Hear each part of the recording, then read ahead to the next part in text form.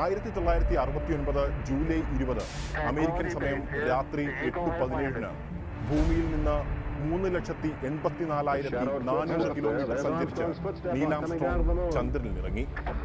ഇന്ത്യയിൽ ജൂലൈ 21 പുലർച്ചെ 1:47 ആയിരിക്കുമ്പോൾ മനുഷ്യരാശിയുടെ ചരിത്രത്തിലെ ഏറ്റവും തിളക്കമാർന്ന ചാന്ദ്രസ്പർശം എന്ന അധ്യായം കുറിക്കപ്പെടുകയായിരുന്നു ഇവിടെ.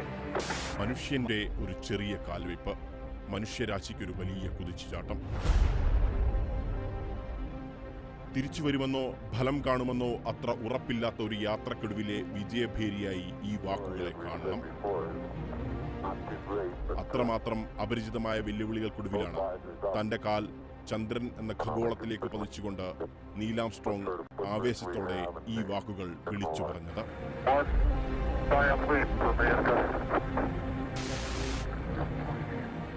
ലോകമെമ്പാടും ടെലിവിഷനിൽ അത് കാണുകയും റേഡിയോയിൽ ആ സ്വരം കേൾക്കുകയും ചെയ്ത ഭൂമിയിലെ മനുഷ്യർ ആഹ്ലാദത്തിന്റെ ചന്ദ്രനിലെത്തിയിരിക്കാം. പക്ഷേ തിരിച്ചടികളുടെയും നിരന്തര പരാജയങ്ങളുടെയും നിരാശയുടെ നിഴൽക്കാലത്തിന്റെയും ഒടുവിലാണ് മനുഷ്യൻ അത് സാധിച്ചെടുത്തത്.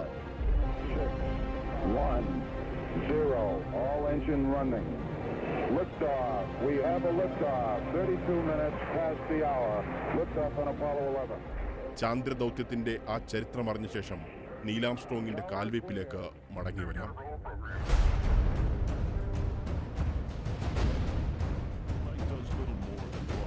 മനുഷ്യനെ ചന്ദ്രനിലിറക്കുക എന്ന തിളക്കമാർന്ന മഹാദൗത്യം ഉരുത്തിരിഞ്ഞതിന് പിന്നിൽ ശാസ്ത്ര സത്യം തേടുന്ന യാത്രയാണെന്ന് പറഞ്ഞുകൂടാ. ചന്ദ്രനെ തൊടുക എന്നതിലേറെ ശീതയുദ്ധകാലത്തെ അമേരിക്കയും സോവിയറ്റ് യൂണിയനും തമ്മിലുള്ള കിടമത്സരമാണ് ചാന്ദ്രയാത്രകളിലേക്ക് തിരിഞ്ഞത്.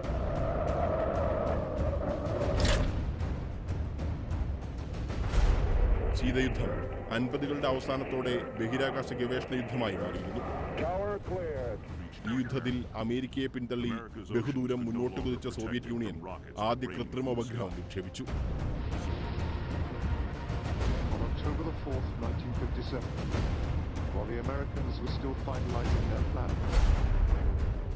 ഭൂഗുരുത്വത്തെ വേഗം കൊണ്ട് മറികടക്കാമെങ്കിൽ ബഹിരാകാശ സഞ്ചാരം സാധ്യമാണെന്ന് ഐസക് ന്യൂട്ടൺ പറഞ്ഞത് 1687 ഇതിനും 270 വർഷങ്ങൾക്ക് ശേഷമാണ് ഭൂമിക്കപ്പുറത്തേക്ക് മനുഷ്യനിർമ്മിത ഉപഗ്രഹം കുതിച്ചത്.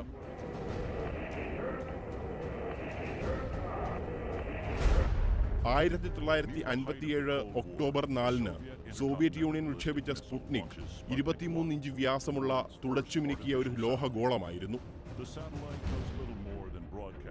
3 ആഴ്ച ഭൂമിയെ ഭ്രമണം ചെയ്ത് സ്പുട്നിക് നിശ്ചലമായെങ്കിലും ബഹിരാകാശ യുഗം അവിടെ തുടങ്ങി. ബഹിരാകാശത്ത് മനുഷ്യന്റെ അവസ്ഥ എന്താകും? ഭൂഗുരുത്വാകർഷണ ബലം താങ്ങാൻ കഴിയുമോ?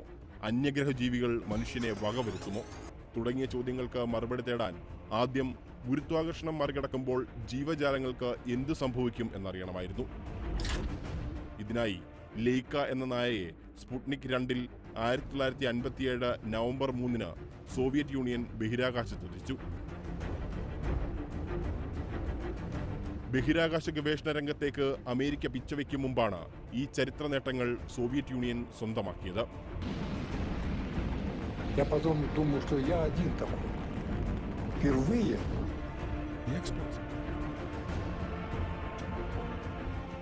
ഇതിനും 1 വർഷം കഴിഞ്ഞാണ് അമേരിക്ക ബഹിരാകാശ ലക്ഷ്യങ്ങൾക്കായി നാസയ്ക്ക് ചുമതല നൽകിയത്. സോവിയറ്റ് യൂണിയന്റെ ബഹിരാകാശ നേട്ടങ്ങളിൽ നിരാശ പൂണ്ടിരുന്ന അമേരിക്ക മുന്നോട്ട് കുതിക്കാൻ ഊർജം തിരിഞ്ഞു.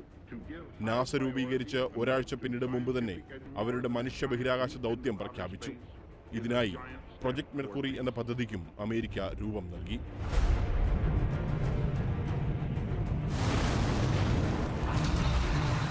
പക്ഷേ 1959 ചന്ദ്രന് മുകളിലൂടെ ലൂണ 1 എന്ന പേടകമയച്ചും ലൂണ 2 ചന്ദ്രനിൽ ഇടിച്ചിറക്കിയും സോവിയറ്റ് യൂണിയൻ ബഹിരാകാശ ഗവേഷണ രംഗത്ത് ബഹുദൂരം മുന്നിലെത്തി.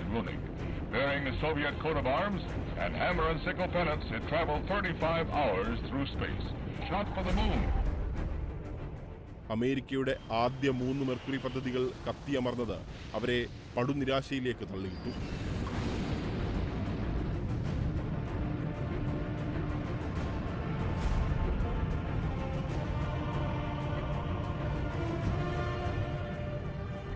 1961 ഏപ്രിൽ 12-ന് സോവിയറ്റ് യൂണിയന്റെ ബഹിരാകാശ സഞ്ചാരി യൂറി ഗഗാറിൻ ഭൂമിയുടെ ഭ്രമണപഥത്തിൽ 1 മണിക്കൂർ 48 മിനിറ്റ് ചെലവഴിച്ച് മടങ്ങിയെത്തി. അതിലൂടെ ബഹിരാകാശത്ത് മനുഷ്യന്റെ നേട്ടങ്ങളുടെ പുതുയുഗ പിറവിക്ക് തുടക്കം കുറിച്ചു. ചരിത്ര നേട്ടം നഷ്ടമായെങ്കിലും 1 മാസത്തിനകം 1961 മെയ് 5-ന് അലൻ ഷെപ്പേർഡ് എന്ന ബഹിരാകാശ സഞ്ചാരിയെ അമേരിക്കയും ഭ്രമണപഥത്തിലെത്തിച്ചു.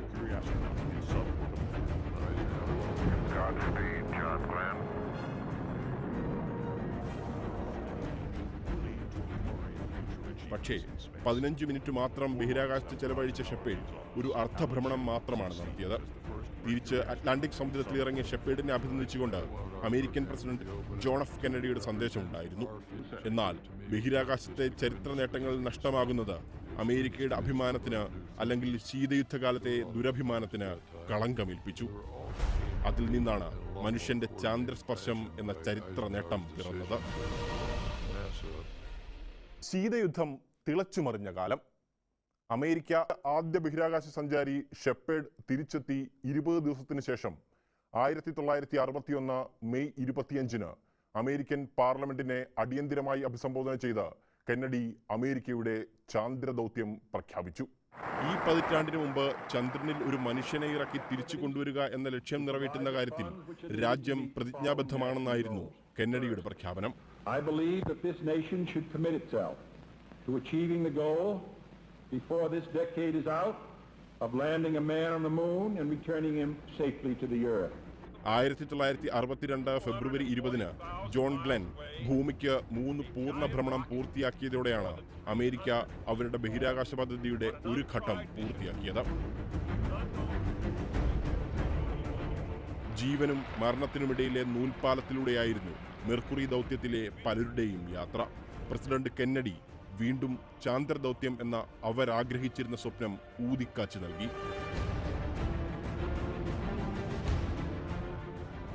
In an hour of change and challenge, in a decade of hope and fear. 1962 ഹൂസ്റ്റണിൽ റൈസ് സർവകലാശാലയുടെ ഫുട്ബോൾ സ്റ്റേഡിയത്തിൽ 40,000-ഓളം വരുന്ന ജനക്കൂട്ടത്തെ അഭിസംബോധന ചെയ്ത Kennedy we choose to go to the moon എന്ന വിശ്വപ്രസിദ്ധമായ പ്രസംഗം നടത്തി. ചാന്ദ്രദൗത്യം ബുദ്ധിമുട്ടേറിയതിനാലാണ് അത് തിരഞ്ഞെടുത്തത് എന്ന് പ്രഖ്യാപിച്ചു. We choose to go to the moon. We choose to go to the moon.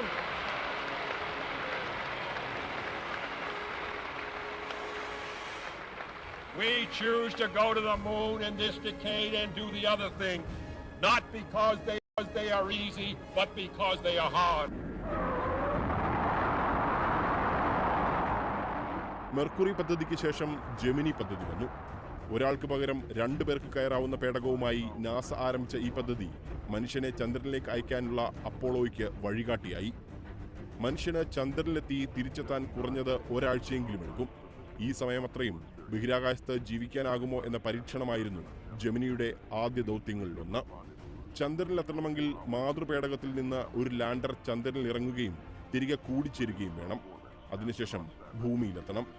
ബഹിരാകാശത്ത് വെച്ച് ഈ വേർപിരിയലും കൂടിച്ചേരലും പരീക്ഷിച്ചതും ജെമിനിയിലാണ്. മറ്റൊരു അത്ഭുതത്തിനു കൂടി ജെമിനി വേദിയായി. മനുഷ്യൻ ബഹിരാകാശത്ത് നടക്കുക എന്ന സ്പേസ് വാക്ക് പരീക്ഷിച്ചതും ജെമിനി ദൗത്യത്തിലാണ്. ജെമിനിയുടെ വിജയത്തിന് ശേഷമാണ് മനുഷ്യനെ ചന്ദ്രനിൽ ഇറക്കുക എന്ന ദൗത്യത്തോടെ അപ്പോളോ വരുന്നത്.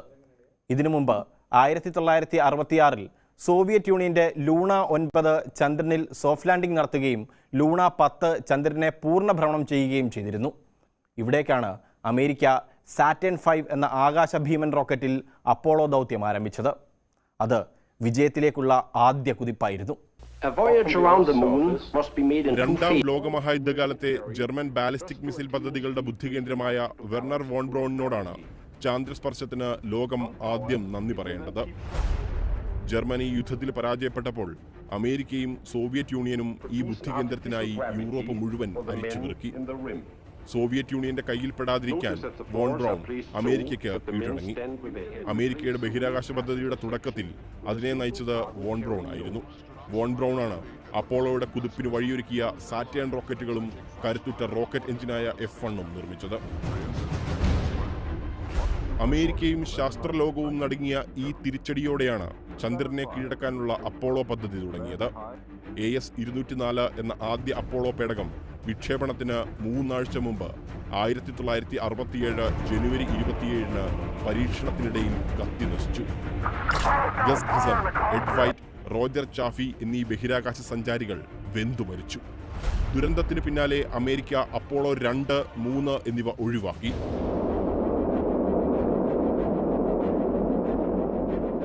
പത്തു മാസത്തിനു ശേഷം നവംബറിൽ മനുഷ്യനില്ലാത്ത അപ്പോളോ 4 പരീക്ഷിച്ചു. കമാൻഡ് മൊഡ്യൂൾ 9 മണിക്കൂർ ബഹിരാകാശത്ത് ചെലവഴിച്ച് ശാന്തസമുദ്രത്തിൽ തിരിച്ചിറങ്ങി.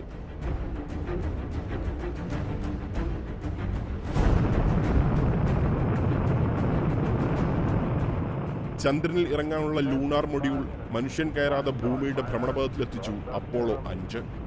ചന്ദ്രനിൽ ഇറങ്ങുന്ന മൊഡ്യൂളും ചന്ദ്രനിൽ നിന്ന് തിരിച്ചു കയറുന്ന മൊഡ്യൂളും ചന്ദ്രനിൽ എത്താതെ പരീക്ഷിക്കുക എന്നതായിരുന്നു അപ്പോളോ 5-ന്റെ ദൗത്യം.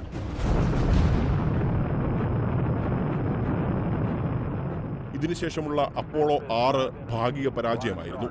3-ാമത്തെ ഘട്ടത്തിൽ ജ്വലനം നടക്കാത്തതിനാൽ ഭൂമിയുടെ ഭ്രമണപഥത്തിൽ നിന്ന് മുന്നോട്ട് കുതിക്കാനായില്ല. ഭൂമിയിൽ നിന്ന് ചന്ദ്രനിലേക്കുള്ള പാതയിൽ കയറാതെ പരീക്ഷണം അവസാനിച്ചു. പക്ഷേ പരാജയങ്ങൾക്ക് തളർത്താൻ കഴിയുന്നതിലേറെ ദൂരം മുന്നോട്ട് പോയിരുന്നു നാസ. അപ്പോളോ 1 എന്ന ദുരന്തത്തിന്റെ ഓർമ്മ മാഞ്ഞിരുന്നില്ലെങ്കിലും 1968 ഒക്ടോബർ 11-ന് 3 അസ്ട്രോനോട്ടുകളുമായി അപ്പോളോ 7 പറന്നുയർന്നു.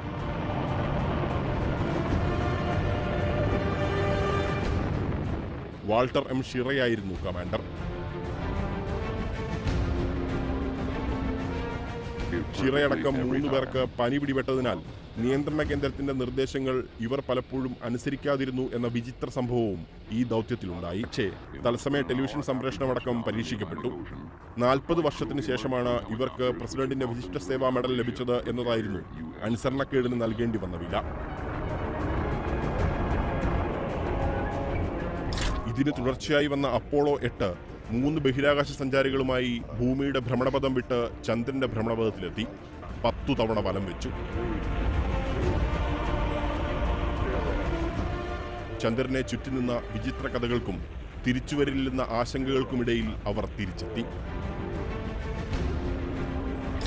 മനുഷ്യന് ചന്ദ്രനിൽ ഇറങ്ങാനുള്ള ലൂണാർ മൊഡ്യൂൾ പരീക്ഷിക്കുകയായിരുന്നു അപ്പോളോ 9-ന്റെ ദൗത്യം.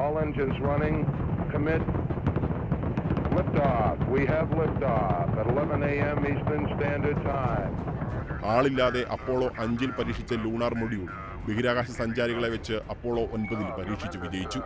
ചന്ദ്രനിൽ ഇറങ്ങുക എന്നതൊഴിച്ച് ബാക്കി എല്ലാ പരീക്ഷണങ്ങളും നടത്തി അപ്പോളോ 10. അപ്പോളോ 10-ലെ സഞ്ചാരികളുടെ പേടകമായ ലൂണാർ മൊഡ്യൂൾ ചന്ദ്രന്റെ 15.5 കിലോമീറ്റർ അടുത്തുവരെ എത്തി.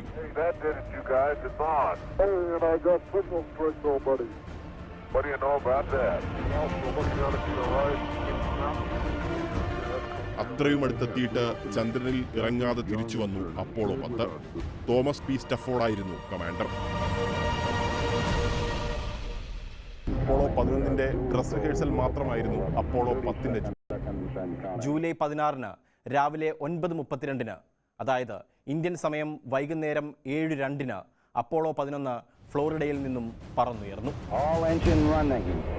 10 മീറ്റർ ഉയരമുള്ള ആകാശഭീമൻ റോക്കറ്റായിരുന്നു വിക്ഷേപണ വാഹനം. 3 ഘട്ടങ്ങൾ. S1C എന്ന ആദ്യഘട്ടത്തിൽ 5 F1 റോക്കറ്റ് എഞ്ചിനുകളാണ് ഉണ്ടായിരുന്നത്. ദ്രവ ഓക്സിജനും മണ്ണെണ്ണയുമായിരുന്നു ഇന്ധനം. S2 എന്ന 2-ാം ഘട്ടത്തിൽ 4 ചെറിയ J2 റോക്കറ്റ് എഞ്ചിനുകൾ. ദ്രവ ഹൈഡ്രജനും ദ്രവ ഓക്സിജനുമായിരുന്നു ഇന്ധനം. S4B എന്ന 3-ാം ഘട്ടത്തിൽ ഒരു J2 റോക്കറ്റ് എഞ്ചിൻ. ഏറ്റവും മുകളിലായിരുന്നു നീൽ ആംസ്ട്രോങ്ങും ബസ് ആൾഡ്രിനും മൈക്കിൾ കോളിൻസും കയറിയ പേടകം. ഇതിനും 3 ഭാഗങ്ങൾ. ചന്ദ്രനിൽ ഇറങ്ങാനുള്ള ഈഗിൾ എന്ന ലാൻഡർ ഉൾപ്പെടുന്ന ലൂണാർ മൊഡ്യൂൾ ചന്ദ്രനിൽ ഇറങ്ങുമ്പോൾ ചന്ദ്രന്റെ ഭ്രമണപഥത്തിൽ ചന്ദ്രനെ ചുറ്റുന്ന കൊളംബിയ എന്ന കമാൻഡ് മൊഡ്യൂൾ, ഇതിന് ഇന്ധനം നൽകുന്ന സർവീസ് മൊഡ്യൂൾ എന്നിവ ചേർന്നതായിരുന്നു ഇത്. കമാൻഡ് മൊഡ്യൂളിലായിരുന്നു സഞ്ചാരികൾ. ഇതിനു മുകളിൽ ലോഞ്ച് എസ്കേപ്പ് സിസ്റ്റവും ഘടിപ്പിച്ചിരുന്നു. വിക്ഷേപണത്തിൽ എന്തെങ്കിലും അടിയന്തര സാഹചര്യമുണ്ടായാൽ എസ്കേപ്പ് സിസ്റ്റം മൊഡ്യൂളിനെ റോക്കറ്റിൽ നിന്ന് ഏറെ അകലെ എത്തിച്ച് സഞ്ചാരികളെ രക്ഷപ്പെടുത്തും. 67 കിലോമീറ്റർ ദൂരെ എത്തിയ ശേഷം ആദ്യഘട്ടം വേർപെട്ടു. 175 കിലോമീറ്റർ ദൂരത്തിൽ 2-ാം ഘട്ടവും അവസാനിച്ചു. മൂന്നാം ഘട്ടത്തിന്റെ ജ്വലനത്തോടെ 190 കിലോമീറ്റർ അകലെയുള്ള ഭൂമിയുടെ ഭ്രമണപഥത്തിലെത്തി ചാന്ദ്രയാത്രികർ. 1.5 ഭ്രമണം പൂർത്തിയാക്കി ചാന്ദ്രയാത്രാപഥത്തിലേക്ക് കുതിച്ചു പേടകം. വിക്ഷേപണത്തിന് 2 മണിക്കൂറിന് ശേഷം ലൂണാർ മൊഡ്യൂളിനെ പൊതിഞ്ഞിരിക്കുന്ന പാനലുകൾ മാറി. കമാൻഡ് മൊഡ്യൂളും സർവീസ് മൊഡ്യൂളും ഒന്നിക്കുന്ന പേടകം വേർപെട്ട് 180 ഡിഗ്രി തിരിഞ്ഞ് S4Bയിലുള്ള ലൂണാർ മൊഡ്യൂളിനെ മുന്നിൽ ഘടിപ്പിച്ചു. അതോടെ സാറ്റേൺ റോക്കറ്റിന്റെ 3ാം ഘട്ടവും അവസാനിച്ചു. ചന്ദ്രന്റെ അടുത്തെത്തിയ അപ്പോളോ 11 പേടകം ചന്ദ്രന്റെ ഭ്രമണപഥത്തിലൂടെയായി ഭ്രമണം. ജൂലൈ 20-ന് ചന്ദ്രന്റെ മറുഭാഗത്തുള്ളപ്പോൾ കമാൻഡ് മൊഡ്യൂളിൽ നിന്ന് നീൽ ആംസ്ട്രോങ്ങും ആൽഡ്രിനും ഈഗിൾ എന്ന ലൂണാർ മൊഡ്യൂളിലേക്ക് കയറി. പിന്നീട് ഇത് കൊളംബിയ എന്ന കമാൻഡ് മൊഡ്യൂളിൽ നിന്ന് വേർപെട്ട് ചന്ദ്രനിലേക്ക് പതുക്കെ ഇറങ്ങാൻ തുടങ്ങി. ചന്ദ്രന്റെ ഉപരിതലത്തിൽ 1800 മീറ്റർ ഉയരത്തിലുള്ളപ്പോൾ അവർ മുന്നിലെ സ്ക്രീനിൽ ഒരു തെറ്റായ സന്ദേശം കണ്ടു. ഇറങ്ങാൻ തീരുമാനിച്ച സ്ഥലത്തെ ഗർത്തമായിരുന്നു വെല്ലുവിളി. നിശ്ചയിച്ചതിലും അകലെ ഒരിടത്ത് ഈഗിൾ ചന്ദ്രനിൽ ഇറങ്ങി. We copy you down, Eagle. Houston, Tranquility Base here. The Eagle has landed. അപ്പോൾ ജൂലൈ 20 സമയം രാത്രി 8:17. ഇന്ത്യയിൽ ജൂലൈ 21 പുലർച്ചെ 1:47. ഈഗിളിൽ നിന്നും താഴേക്ക് വിരിച്ച ഏണിപ്പടി ചന്ദ്രനിൽ നിന്നും അല്പം ഉയർന്നാണ് നിന്നത്. അവസാനത്തെ പടിയിൽ നിന്നും ചന്ദ്രന്റെ മണ്ണിലേക്ക് കാലെടുത്തു വെച്ചു Neil Armstrong. And we saw a shadowed footstep there. There's Armstrong's footstep coming down to the moon. പിന്നെ ചരിത്രത്തിൽ ഇടം പിടിച്ച ആ വാക്കുകൾ ഉരുവിട്ടു. മനുഷ്യന് ഒരു ചെറിയ കാൽവയ്പ്, മാനവരാശിക്ക് ഒരു വമ്പൻ കുതിപ്പ്. One small step for man, one giant leap for mankind. ചന്ദ്രനിൽ ഇറങ്ങിയ ആംസ്ട്രോങ് ആദ്യം ചെയ്തത് ഭൂമിയിലേക്ക് ദൃശ്യങ്ങൾ അയക്കാൻ ക്യാമറ സ്ഥാപിക്കുകയായിരുന്നു. നീൽ ആംസ്ട്രോങ് ഇറങ്ങി 19 മിനിറ്റ് കഴിഞ്ഞാണ് എഡ്വിൻ ആൽഡ്രിൻ പുറത്തെത്തിയത്. അവർ ഇരുവരും ചേർന്ന് യാത്രാഫലകം അവിടെ പ്രകാശനം ചെയ്തു. 40 അടി ദൂരത്തിലുറപ്പിച്ച ക്യാമറ എല്ലാം ഒപ്പിയെടുത്തു. ക്യാമറമാൻ നീൽ ആംസ്ട്രോങ് ആയതിനാൽ ദൃശ്യങ്ങളിലും ചിത്രങ്ങളിലും ഏറെയും ഇടം പിടിച്ചത് എഡ്വിൻ ആൽഡ്രിനാണ്. ചന്ദ്രനിൽ പതിഞ്ഞ മനുഷ്യന്റെ കാൽപ്പാട് എന്ന പ്രശസ്ത ചിത്രം പോലും എഡ്വിൻ ആൽഡ്രിന്റെ കാൽപ്പാടാണ്. ചന്ദ്രനിൽ നടത്തേണ്ടിയിരുന്ന പരീക്ഷണങ്ങൾ നടത്തി. അമേരിക്കൻ പതാക സ്ഥാപിച്ചു. അമേരിക്കൻ പ്രസിഡന്റ് നിക്സൺ അവരോട് ടെലിഫോണിൽ സംസാരിച്ചു.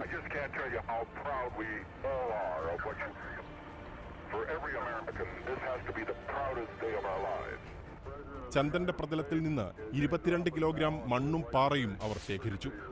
എഡ്വിൻ ആൽഡ്രിൻ 2 മണിക്കൂറിന് ശേഷവും നീൽ ആംസ്ട്രോങ് 2.5 മണിക്കൂറിന് ശേഷവും പേടകത്തിൽ തിരിച്ചു കയറി.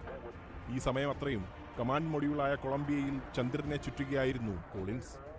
തിരിച്ച് കൊളംബിയയിലെത്താനായി ശ്രമിച്ച ലൂണാർ മൊഡ്യൂളിന്റെ സർക്യൂട്ട് ബ്രേക്കർ സ്വിച്ച് തകരാറിലായി. തന്റെ പേന ഉപയോഗിച്ച് ഈ സ്വിച്ച് ജാമാക്കി വെച്ച് പ്രവർത്തിപ്പിച്ചു എഡ്വിൻ ആൽഡ്രിൻ. പറന്ന് ചന്ദ്രന്റെ ഭ്രമണപഥത്തിലെത്തി കൊളംബിയയുമായി ഈഗിൾ സന്ധിച്ചു. 4 ദിവസത്തിന് ശേഷം അവർ ഭൂമിയുടെ അന്തരീക്ഷത്തിൽ കടന്നു. 13 മിനിറ്റുകൾ കൊണ്ട് പസഫിക് സമുദ്രത്തിലിറങ്ങി. റേഡിയേഷനുകൾ, രോഗം പരത്തുന്ന മറ്റു വസ്തുക്കൾ എന്നിവ ബഹിരാകാശ യാത്രികരുടെ ശരീരത്തിൽ ഇല്ല എന്ന ഉറപ്പുവരുത്താൻ 21 ദിവസമാണ് അവരെ പുറം ലോകവുമായി ബന്ധപ്പെടാതെ പാർപ്പിച്ചത്. ആ 3 യാത്രികർ ലോകത്തിന്റെ തന്നെ തിളക്കമാർന്ന ചരിത്രത്തിന്റെ ഭാഗമായി. പക്ഷേ ഇപ്പോഴും ഇത് നാടകമാണെന്നും ഗൂഢാലോചനയാണെന്നും വിശ്വസിക്കുന്ന ഒരു പറ്റം ആൾക്കാരുണ്ട്. അവരെയൊക്കെ ലഭ്യരാക്കി പിന്നെയും പിന്നെയും അമേരിക്ക ചന്ദ്രനിൽ പോയി വന്നു. 6 ദൗത്യങ്ങളിലായി 12 പേർ ഇതുവരെ ചന്ദ്രനിലിറങ്ങി. ചന്ദ്രനിൽ റോവർ എന്ന ചക്രവണ്ടി ഓടിച്ചു. റോക്കറ്റ് പരീക്ഷണത്തിൽ വൻ പാളിച്ച പറ്റിയ സോവിയറ്റ് യൂണിയനാകട്ടെ മനുഷ്യനെ ചന്ദ്രനിലിറക്കുന്ന ദൗത്യത്തിനായി പിന്നെ ശ്രമിച്ചുമില്ല. 1972 ഡിസംബർ 7-ന് വിക്ഷേപിച്ച അപ്പോളോ 17 ദൗത്യത്തോടെ അമേരിക്ക മനുഷ്യനെ ചന്ദ്രനിലിറക്കുന്ന ദൗത്യങ്ങൾ അവസാനിപ്പിച്ചു. വെല്ലുവിളി ഇല്ലാത്തതിനാലും പുതിയതായി ഒന്നും ചെയ്യാനില്ലാത്തതിനാലുമാകും അമേരിക്കയുടെ പിന്മാറ്റമുണ്ടായത്. ശ്രീഹരിക്കോട്ടയിലെ സതീഷ് ധവാൻ സ്പേസ് സെന്ററിൽ നിന്നും GSLV Mark III വിജയകരമായി വിക്ഷേപിച്ചപ്പോൾ ഇസ്രോ ഇന്ത്യയുടെ ശാസ്ത്ര ഗവേഷണ രംഗത്ത് പുതിയൊരധ്യായമാണ് തുറന്നത്. തദ്ദേശീയമായി വികസിപ്പിച്ച ക്രയോജനിക് എഞ്ചിൻ ഉപയോഗിച്ചുള്ള GSLVയുടെ കന്നി യാത്ര ബഹിരാകാശം പൂർണ്ണമായും ഇന്ത്യക്ക് പ്രാപ്യമാണെന്ന് ലോകത്തിന് കാണിച്ചു കൊടുത്തു. ബഹിരാകാശ രംഗത്തെ ഇന്ത്യയുടെ വളർച്ചയെ സംശയത്തോടെ മാത്രം നോക്കിക്കണ്ട പാശ്ചാത്യ രാജ്യങ്ങൾ സൃഷ്ടിച്ച പല കടമ്പകളും തരണം ചെയ്ത് ദശാബ്ദങ്ങളുടെ കഠിന പ്രയത്നത്താലാണ് ഇസ്രോ ഈ നേട്ടം കൈവരിച്ചത്. തുമ്പയിലെ ഒരു പള്ളിമുറ്റത്ത് നിന്ന് ചെറിയ റോക്കറ്റുകൾ വിക്ഷേപിച്ചു തുടങ്ങിയ ഇസ്രോ ഇന്ന് ലോകത്തിലെ എണ്ണം പറഞ്ഞ ബഹിരാകാശ ശക്തികൾക്കൊപ്പം അസൂയാവഹമായ നേട്ടങ്ങളോടെ തിളങ്ങി നിൽക്കുന്നു. ഈ നേട്ടത്തിൽ കേരളത്തിന്റെയും മലയാളികളുടെയും പങ്കേറെയാണ്. എന്നാൽ അതിനൂതനമായ സാങ്കേതിക വിദ്യകൾ ഇന്ത്യക്കോ പാകിസ്ഥാനോ നൽകാൻ അവർ ഒരിക്കലും തയ്യാറല്ലായിരുന്നു. അതിൽ പ്രധാനമായിരുന്നു റോക്കറ്റ് പ്രൊപ്പൽഷൻ സാങ്കേതിക വിദ്യ. എന്നാൽ നമ്മുടെ സർക്കാരുകൾക്കും ശാസ്ത്രജ്ഞർക്കും ബഹിരാകാശ സാങ്കേതിക വിദ്യയിൽ സ്വയം പര്യാപ്തത നേടിയെടുക്കുന്നതിന്റെ ആവശ്യകതയെക്കുറിച്ച് ഉത്തമ ബോധ്യമുണ്ടായിരുന്നു. 1960കളുടെ തുടക്കത്തിൽ വിക്രം സാരാഭായിയാണ് ഭാരതീയ ബഹിരാകാശ ഗവേഷണങ്ങൾക്ക് തുടക്കം കുറിച്ചത്. ഉപഗ്രഹം ഉപയോഗിച്ച് നേരിട്ടുള്ള ടെലിവിഷൻ സംപ്രേഷണത്തിന്റെ സാധ്യതയെക്കുറിച്ച് നാസ നടത്തിയ ആദ്യകാല പഠനത്തിൽ സാരാഭായ് പങ്കെടുത്തിരുന്നു. അക്കാലത്ത് അമേരിക്കയിൽ പോലും ഉപഗ്രഹങ്ങളുടെ ഉപയോഗം പ്രാരംഭഘട്ടത്തിലായിരുന്നു. 1964 ടോക്കിയോ ഒളിമ്പിക്സിന്റെ തത്സമയ സംപ്രേഷണം സിൻകോം 3 എന്ന സാറ്റലൈറ്റ് ഉപയോഗിച്ച് അമേരിക്ക നടത്തിയത് ലോകം അതിശയത്തോടെയാണ് കണ്ടത്. കൃത്രിമ ഉപഗ്രഹങ്ങളിലൂടെ ആശയവിനിമയ രംഗത്ത് ഒരു വിപ്ലവം തന്നെ കൊണ്ടുവരാമെന്ന് വിക്രം സാരാഭായ് മനസ്സിലാക്കുകയും അതിനാൽ ഇന്ത്യക്ക് സ്വന്തമായി ബഹിരാകാശ സാങ്കേതിക വിദ്യ നേടിയെടുക്കേണ്ടത് അനിവാര്യമാണെന്ന് തിരിച്ചറിയുകയും ചെയ്തു. കൃത്രിമ ഉപഗ്രഹങ്ങൾ വഴി ഇന്ത്യക്കുണ്ടാകാവുന്ന നേട്ടങ്ങളെക്കുറിച്ച് തിരിച്ചറിഞ്ഞ സാരാഭായ് സ്വന്തമായി ഒരു വിക്ഷേപണ വാഹനം നിർമ്മിക്കുന്നതിനും അനുബന്ധ സാങ്കേതിക വിദ്യകൾ സ്വായത്തമാക്കുന്നതിനും ശ്രമം ആരംഭിച്ചു. നേതൃത്വവുമായി അദ്ദേഹത്തിന് വളരെ അടുത്ത ബന്ധമാണ് ഉണ്ടായിരുന്നത്. തന്മൂലം വിക്രം സാരാഭായിക്ക് ബഹിരാകാശ ഗവേഷണങ്ങളിലൂടെ രാജ്യത്തുണ്ടാകാവുന്ന ഗുണങ്ങളെക്കുറിച്ച് പ്രധാനമന്ത്രി ജവഹർലാൽ നെഹ്റുവിനെ മനസ്സിലാക്കി കൊടുക്കാൻ സാധിക്കുകയും അങ്ങനെ 1962 ഡിപ്പാർട്ട്മെന്റ് ഓഫ് അറ്റോമിക് എനർജിയുടെ കീഴിൽ Indian national committee for peace research നിലവിൽ വരികയും ചെയ്തു. ഗവേഷണത്തിന് അനുയോജ്യമായ ഒരു സ്ഥലം കണ്ടെത്തുകയായിരുന്നു ആദ്യ കടമ്പ. ബഹിരാകാശ ദൗത്യത്തിന്റെ കാതലായ ഭാഗം റോക്കറ്റ് സാങ്കേതിക വിദ്യയുടെ വികസനമായതിനാൽ അതിനുതകുന്ന ഒരു സ്ഥലം കണ്ടെത്താനാണ് സാരാഭായും കൂട്ടരും ആദ്യം ശ്രമിച്ചത്. അന്വേഷണം അവസാനിച്ചത് തിരുവനന്തപുരത്തുള്ള തുമ്പയിലായിരുന്നു. ഭൂമിശാസ്ത്രപരമായ പ്രത്യേകതകളാണ് കേരളത്തിലെ തുമ്പ എന്ന ചെറുഗ്രാമത്തിലേക്ക് വിക്രം സാരാഭായിയുടെ കണ്ണെത്താനുള്ള കാരണം. ഭൂമിയുടെ കാന്തിക മധ്യരേഖയോട് ചേർന്നുള്ള ഭാഗമായതിനാൽ ഭൗമാന്തരീക്ഷ പഠനങ്ങൾ നടത്താൻ ലോകത്തിലേക്കും വെച്ച് തന്നെ ഏറ്റവും മികച്ച ഇടങ്ങളിലൊന്നാണ് തുമ്പ. എന്നാൽ തുമ്പയിൽ തിരഞ്ഞെടുത്ത പ്രദേശത്ത് മത്സ്യത്തൊഴിലാളികളുടെ ഒരു ഗ്രാമവും ഒരു പള്ളിയും നിലനിന്നിരുന്നു. അന്നത്തെ തിരുവനന്തപുരം കളക്ടറായിരുന്ന മാധവൻ നായരുടെ നേതൃത്വത്തിൽ പള്ളി അധികാരികളും വിശ്വാസികളുമായി നടത്തിയ ചർച്ചയിൽ പള്ളിയും സ്ഥലവും ഗവേഷണത്തിന് വിട്ടു നൽകുകയായിരുന്നു. മാത്രമല്ല പ്രദേശത്ത് താമസിച്ചിരുന്ന മത്സ്യത്തൊഴിലാളികൾ തങ്ങളുടെ വീടുകൾ മൈലുകളോളം മാറ്റാൻ തയ്യാറാവുകയും ചെയ്തു.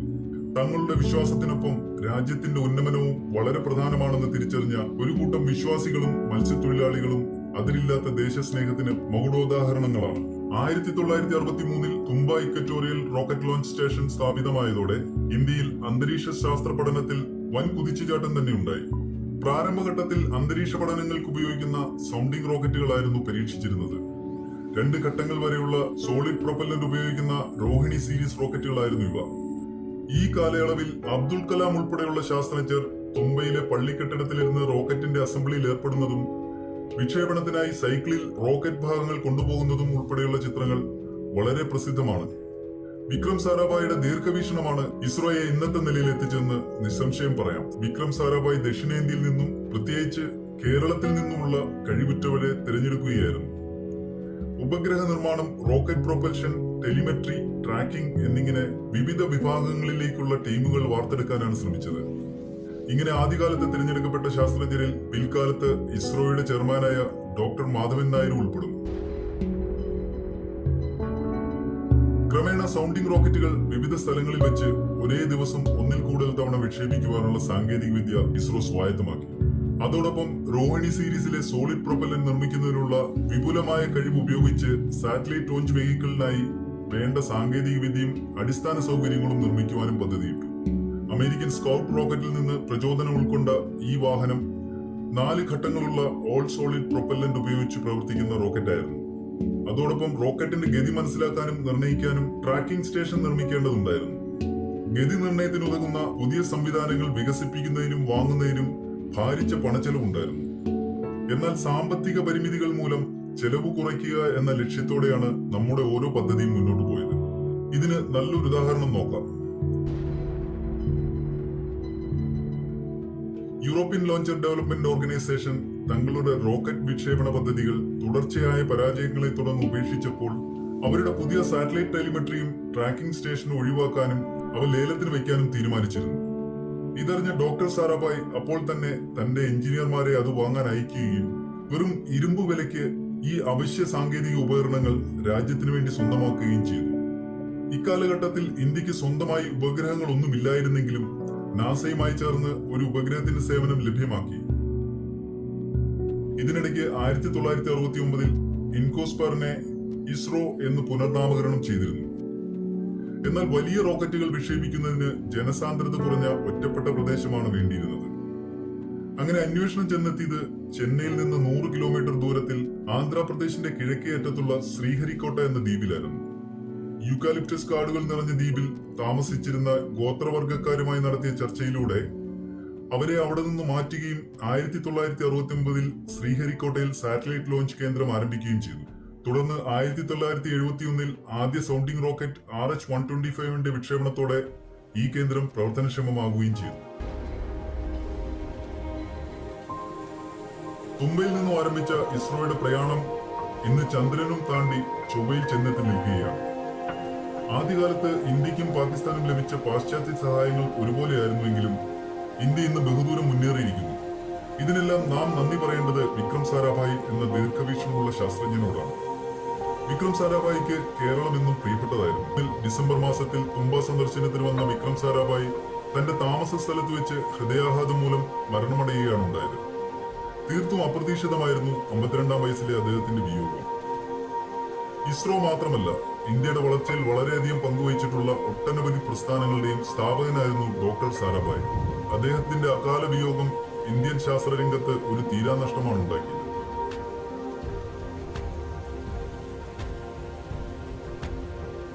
വിക്രം സാരാഭായ് എന്ന വൻമരം വീണു, പകരമാര്? അതാണ് ചോദ്യം.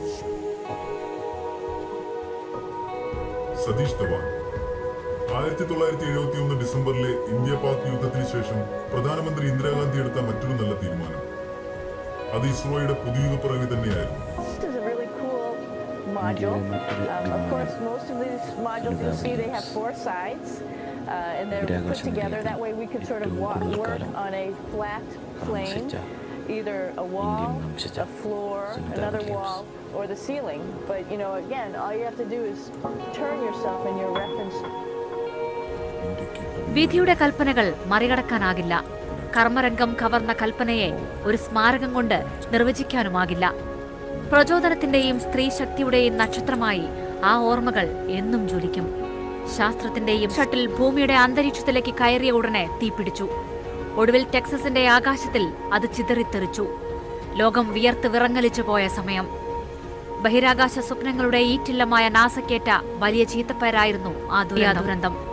വായിച്ചാലും മായാത്ത ആ കറുത്തപാട് തെല്ലെങ്കിലും മറികടക്കാൻ ഒരു ബഹിരാകാശ വാഹനത്തിന് കൽപ്പനയുടെ പേര് നൽകി നാസ. വിധിയുടെ കൽപ്പനകൾ മറികടക്കാനാകില്ല. കർമ്മകൾ എന്നും ജ്വലിക്കും.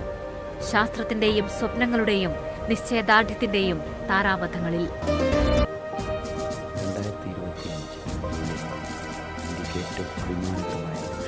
ഇന്ത്യക്കാരൻ ശുഭാംശു ശുക്ല, ആദ്യമായ ഒരു ഇന്ത്യക്കാരൻ അന്താരാഷ്ട്ര ബഹിരാകാശ നിലയത്തിലേക്ക് പ്രവേശിച്ചിരിക്കുന്നു. പറന്നു കയറിയിരിക്കുന്നു. കാൽവെക്കുകയല്ല, പറന്നു കയറുകയായിരുന്നു.